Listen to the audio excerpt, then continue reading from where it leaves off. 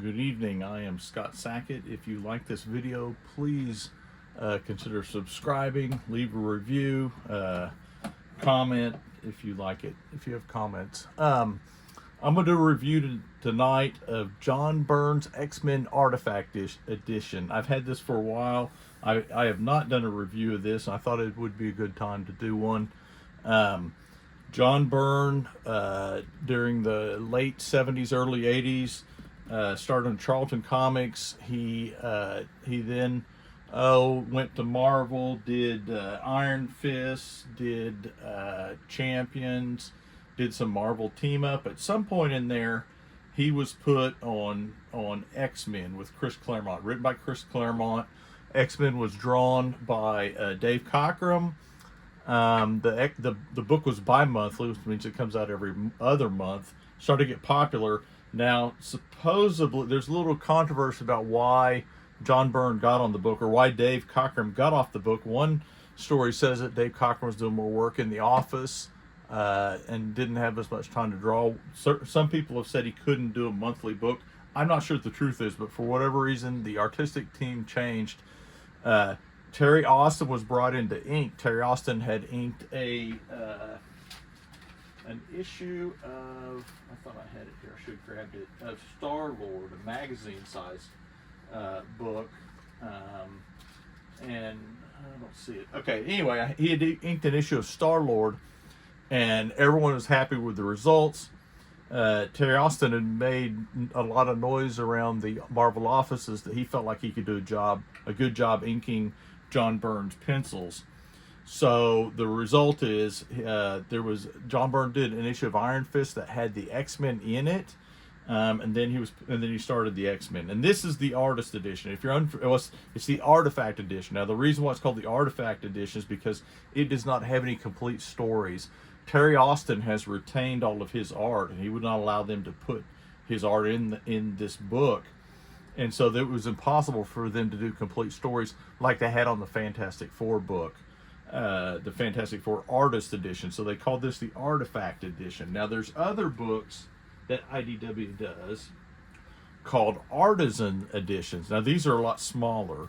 And I like these. I have quite a few of these. I wish they would do more of those. I wish they'd do an X-Men version of this. Just because they're a little bit easier to read. This is a reprint of the actual size art. Now the end papers are blown up a little bit, but it's great because you can see every little detail. This covers, and this is a first printing. It's first printed in 2018. I think this just came back in print. If you're interested in it, and I think it's $125-$150, something like that. This covers from X-Men 108 to X-Men 143, which was the entire run that John Byrne did. I don't think he did issue 10. There's only a few pages from every issue. Again, going back to the idea that he didn't have them all. But I wanted to show some of this. This was the art that made me be a huge John Byrne fan as a kid. And it's cool because you can see his artwork kind of evolve. This was the splash page of his first issue. And I love seeing all this little noodly stuff that Terry Austin would add to the pages. He came in. I love this hatching that he would do. I think this is, well, actually it says it's Zipatone, but like this was done by hand. That little, it's not a cross hatch. Terry Austin did tons of that kind of stuff. Now, and I like here you can see where he's used like a grease pencil or a China pencil or something like that to get that effect. You rub the pencil, and it's real dark pencil, waxy pencil. And that gets you a different look than this, where it's hatched with I don't know if it's a pen. I think Terry Austin used a dip pen and a brush on a lot of his stuff from interviews, but I'm not sure. He may have changed some over the course of his run on the X-Men. But again, just real nice hatching that you didn't see a lot of artists do at the time, or a lot of inkers do. Again, it's kind of a cool metallic effect. I love this panel. That panel, how he cross-hatched on the forearm muscles. And this book is a great, if you're a fan of that era of X-Men, this is a great book. that covers a lot of the art. Again, it doesn't have any of the stories. If you want to read the stories, you get something like an epic or an essential. But just if you want to just study that art, and Terry Austin was real good about, he would treat metallic surfaces a little bit different than he treated all the other surfaces. You know, this here is very textbooky. We got water, we got some splashing, we got this blanket, we got some grass, we got a little bit of tree bark there. Just really cool effects. Terry Austin, and in my opinion, Terry Austin did that stuff better than just about anybody. Certainly at the time, to me, he's kind of the prime the best example of like Bronze Age kind of comic art. I'm going to do a video about style, about drawing style, but I would say a book like this is great because you can see it at drawn size. And I mean, look at all the cross hatching he did. Very, to me, this stuff. If you like this stuff, I would look at like Dick Giordano inking on Neil Adams, or even Neil Adams, some of his inking.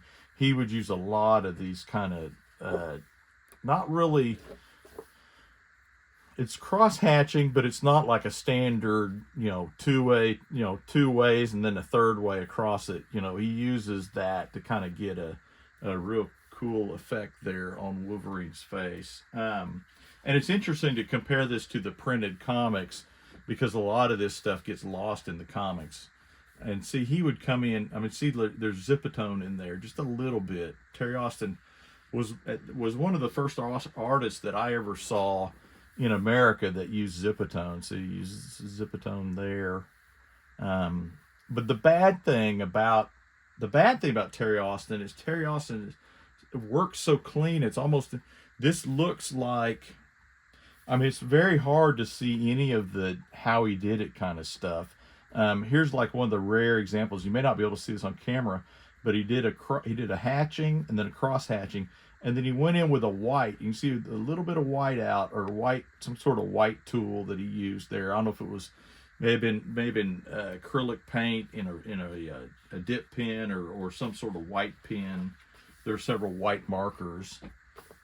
You can see there where he went through the panel and whited that. You can see it kind of bled through whatever he inked the border in, and whatever he whited out or whatever don't work too well together. But one of my disappointments about this would be that it is perfect. There was another one of these. I think it's the Dave Mazzucchelli Daredevil Lives Again, or Born Again, whatever it's called.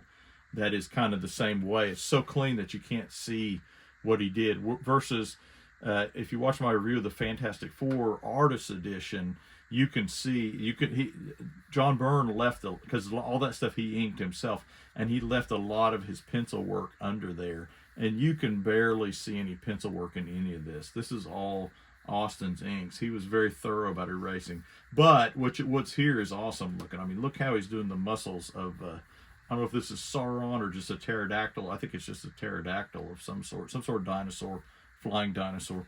But see, he would go crazy with these hatching patterns. As a kid, man, I loved that stuff.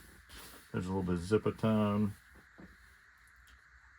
Lots of cool effects. Some of this stuff I try and copy in my stuff, and then some of it, it's like, it's almost too much. Which is kind of, can be challenging. It can be, you look at this and it's like, man, how is he so good? Lots of cool stuff. It's some of these pages you'll see, I'll kind of go through here a little bit faster. Some of these pages you'll see are really good, and some of them are falling apart, which, by the way, these pages are worth, I don't know, upwards of $50,000 a piece. It's amazing how expensive this art is. They had a blowout sale of this, and I considered buying a second one just to cut it out so I could frame some of this stuff.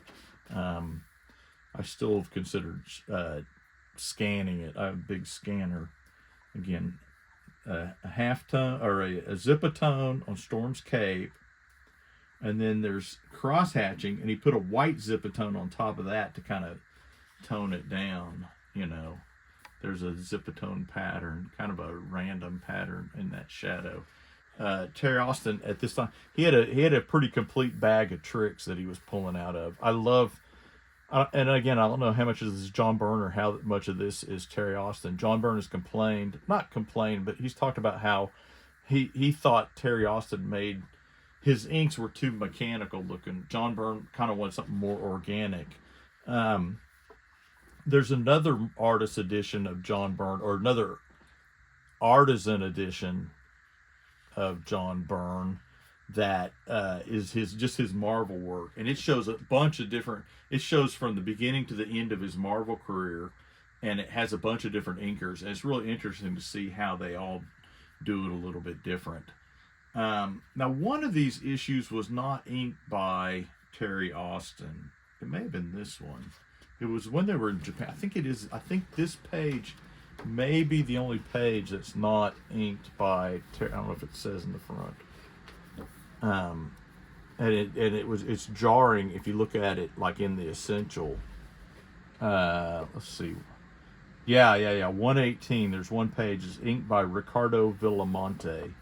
This panel you can't tell, but some of the other panels you can tell that he didn't quite have the crispness.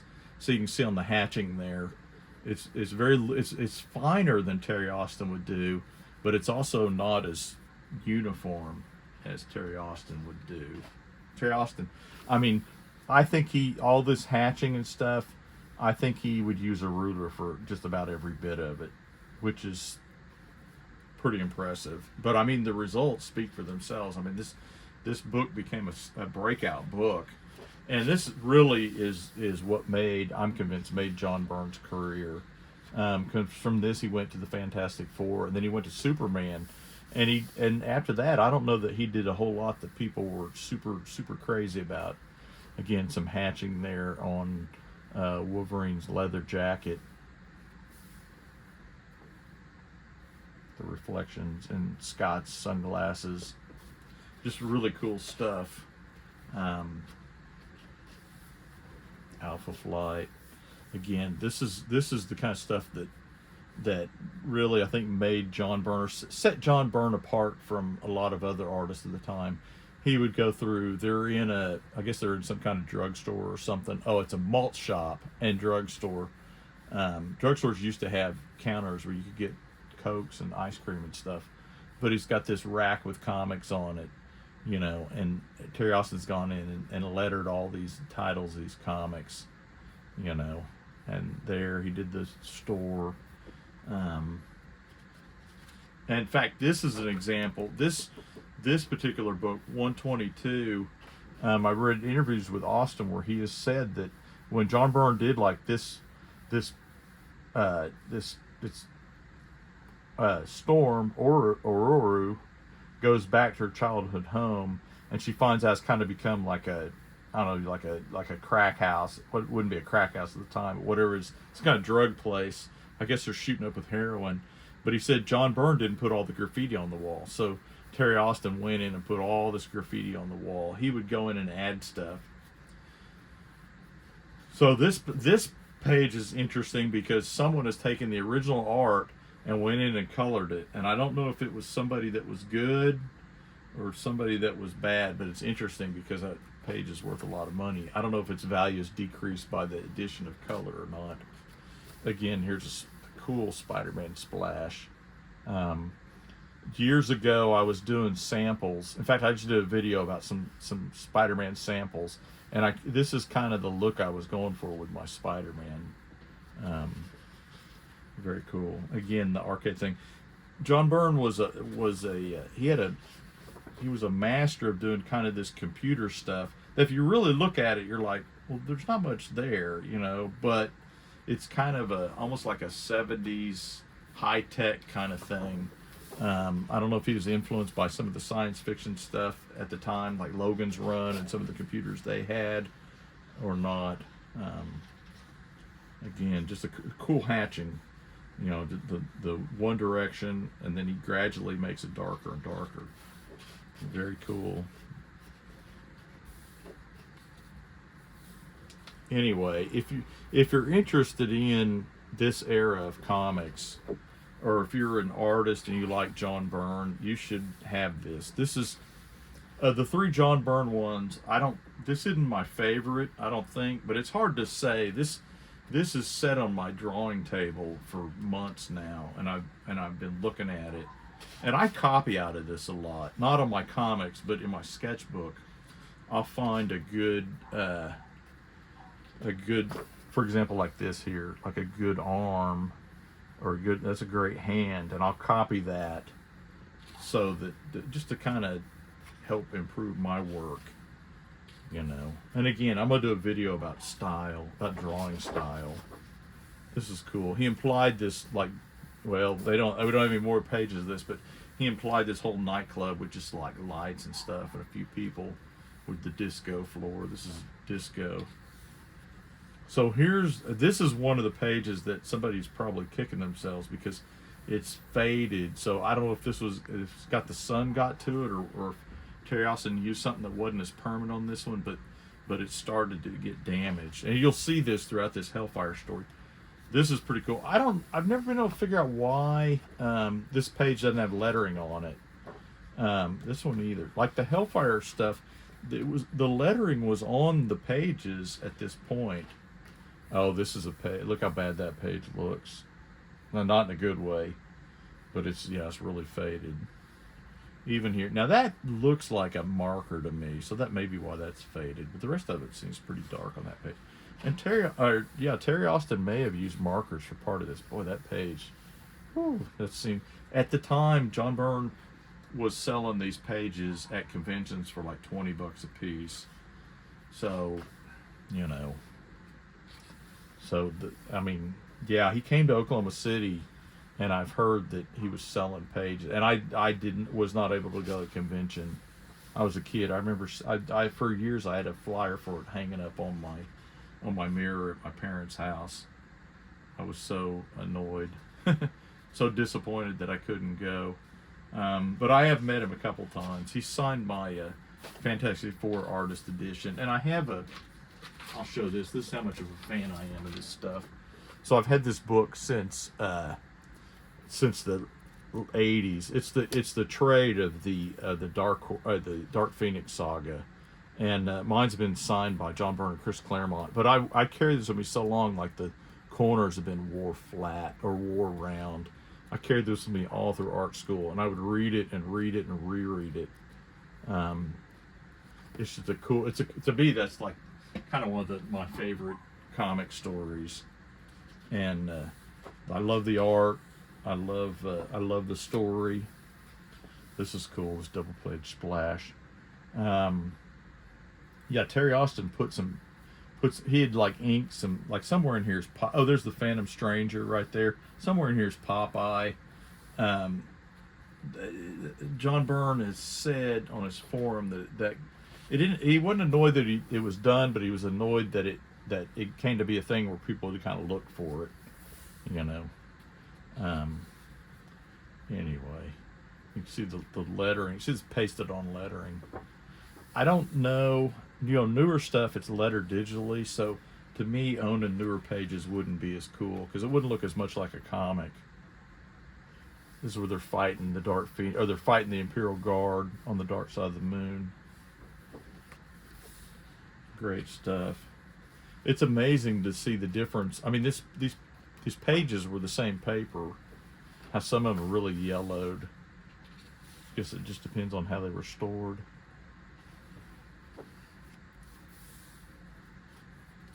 I'll flip through the last three pretty quick. I've gone a while, but again, I just want to do a video on this. I think it's really cool. I've copied this before, talking about copying stuff. If you're an artist and you're wanting to like kind of emulate somebody's style, copying how they draw things. I don't mean like the hatching and all that stuff, but the form. John Byrne uses a real solid figure with a real solid chest, a solid rib cage, abdomens. It's very defined. You see it Cyclops, see the arms.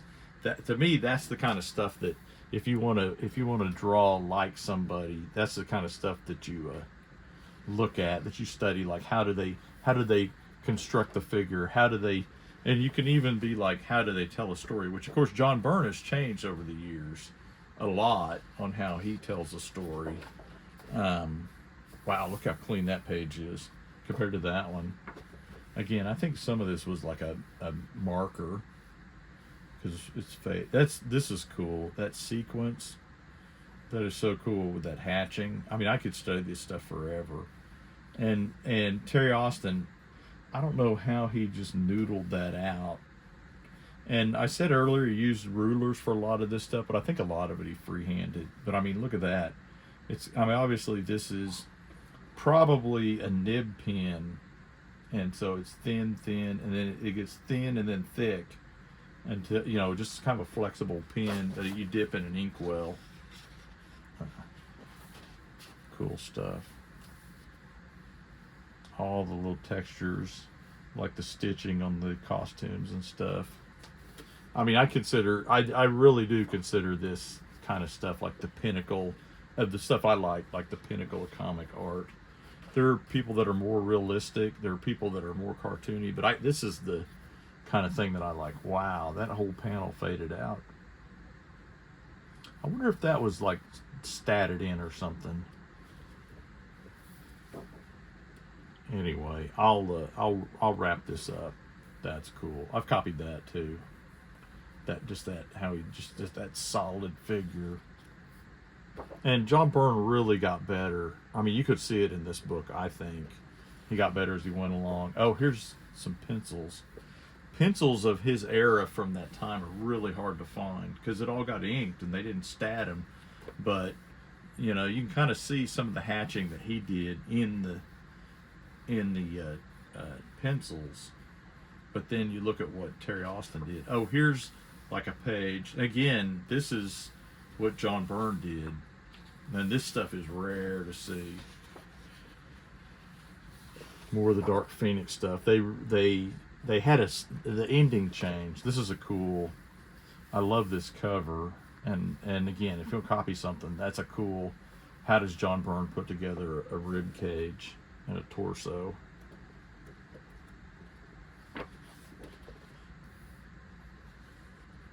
I love that cover. Lots of cool stuff here. Anyway, if you're, like I said, if you're a fan of John Byrne's, I highly recommend you get this. I think it's back in print.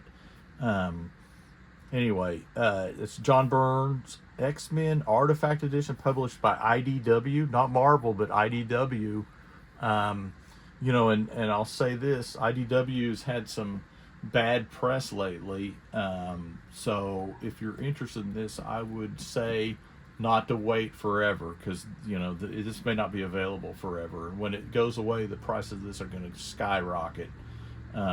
Anyway, again, I'm Scott Sackett. If you enjoyed this, please consider subscribing to my YouTube channel, Scott D. Sackett. If you have any comments or whatever, leave a comment below, and I'll be happy to talk to you about this. Anyway, thank you very much. You have a good evening. Good night.